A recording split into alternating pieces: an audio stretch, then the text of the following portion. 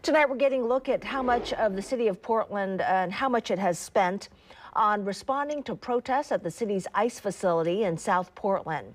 These newly released city records were obtained by Fox 12 through a public records request. The city spent nearly $1.65 million over just the past year. More than 16,000 hours of overtime pay for Portland police accounts for the vast majority of that money. The overtime cost nearly $1.3 million. Another $100,000 was spent on Fire Bureau costs, and some $50,000 was spent on food. The majority of the expenses occurred in October and November of last year, when costs topped $1.2 million combined, and when the fight over sending the National Guard to Portland was at its peak.